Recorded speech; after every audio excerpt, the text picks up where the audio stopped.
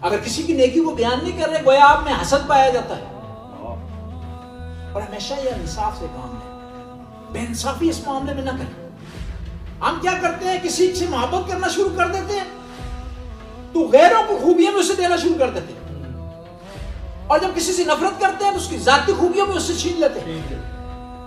امیر المومنین ارشاد فرماتے ہیں کہ انسان جب کسی کی طرف اقبال کرتا ہے, رخ کرتا ہے, تو غیروں کی خوبیاں بھی اس کو دے دیتا ہے, جو اس میں نہیں ہوتی اس کو دے دینا شروع کرتا ہے, اور جب اس سے منہ پھیرتا ہے تو اس کی ذاتی خوبیاں بھی اس سے چھین لیتا ہے.